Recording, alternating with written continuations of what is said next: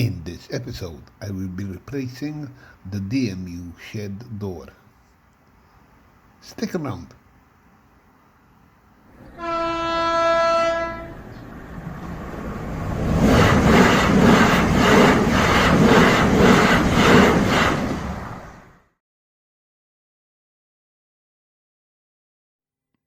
Hi, and welcome to a new episode. Yesterday, while upgrading some software on the area, I bumped into a problem.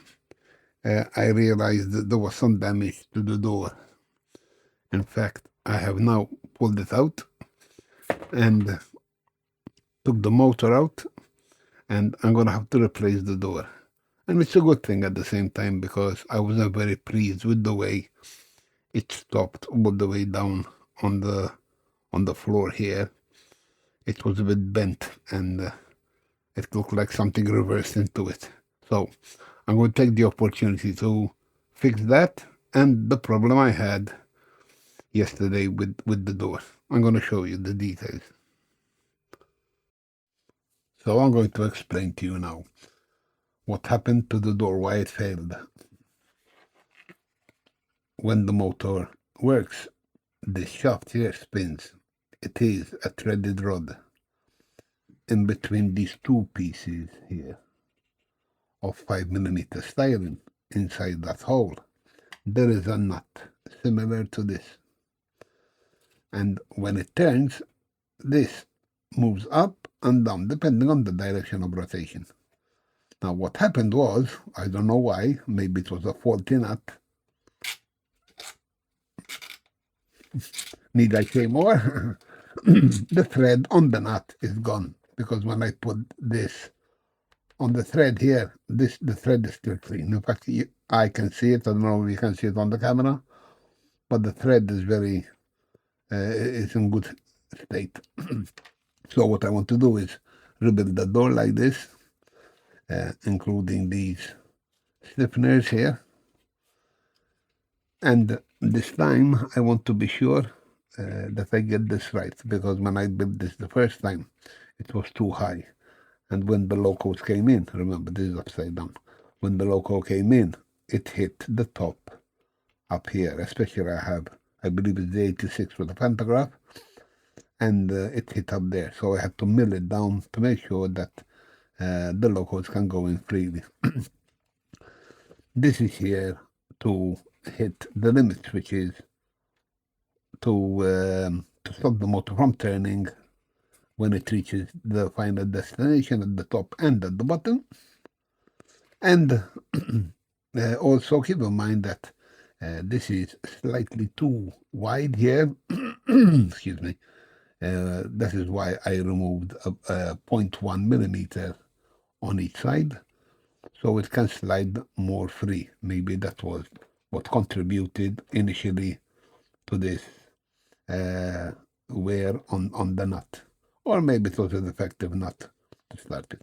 But anyway, until then. Okay, I brought up my old drawing, which I had saved when I first built the DMU shed. And I'm going to recut the door. Now, in this case, because I recall having a slight issue with the door sliding, it was a bit tight in some areas, and I decided to cut two different sizes. I stepped down 0.2mm on both of them. So this is 0.2mm smaller than the original, and this is 0.2mm smaller than that. I'm going to give it a go to see which one fits best. Do it in one go. So I'm going to continue here. And now we're going to select the photo paper, because remember, this door has to be flexible enough to go around the top bend when it's going down and up. Anyway, and I'm going to start the process of cutting. I'll take you there now. Okay, I have put the paper on the mat, as you can see. I like to tape it down to make sure it doesn't shift around. I've installed the scoring tool here. And the first thing I have to do is feed in the mat.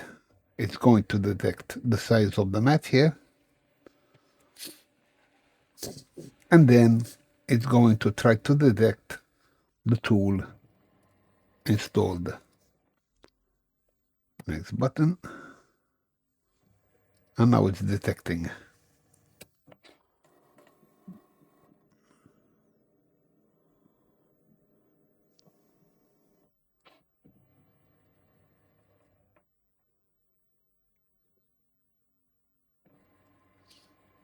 And there we are, it's starting. Now, it is doing 8 centimeter scoring marks every 1 millimeter for the length of 10 centimeters across. I'm going to let this go through and I'll show you the end results. Until then. Okay, I cut out the door and have tested it in place. It seems to slide quite easy, seems to. If you notice at the bottom, it kind of bends around like this. That's because the door is very wide and this is all the paper. So I will have to put some reinforcement at the back to keep it as straight as possible. The older one bent in. At one time I lowered the door onto a locomotive and it lost its shape. I guess that also contributed to the damage to the previous door. But anyway, so I think I will go with this one. I will start gluing the mount underneath and the support there, and we'll fit it again with the motor and take it up and down a few times. And if I'm happy with that, and then I'll move over to the next step, which is paint. So until then. So here we are. I've just installed the door back in again with the motor temporarily tied down and wired up. I had to adjust the travel with the limit switches because the mount is not exactly in the place it was before. But so here goes, going up.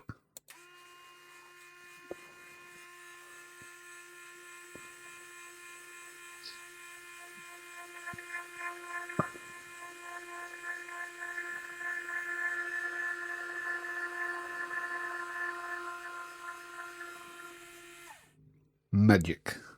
Going down.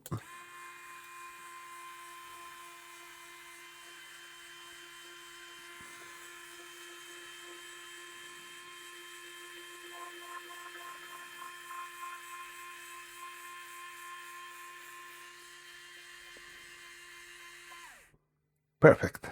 Nicely adjusted. It's landing down on the floor. I just have to pass these wires here under this bar. Either way, I still have to unsolder them and remove the door and remove the motor and paint, what have you.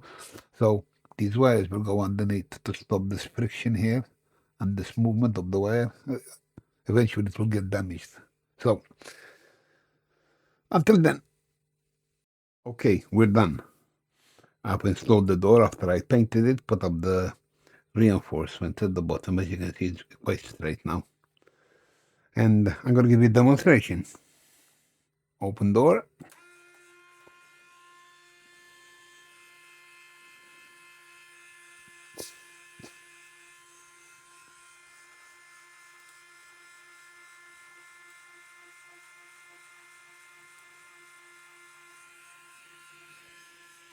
Cool. Now, let's get something working here. Notice the gate opening here.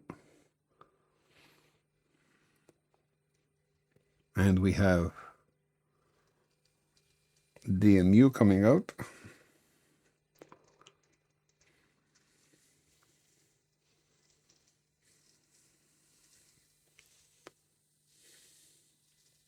Lovely. Very happy with that. I'm watching the scene as it's happening. At the same time, I'm watching through my phone, and they are both as exciting and realistic as you can imagine. That's it for this video. I hope you enjoy this, and until the next one then.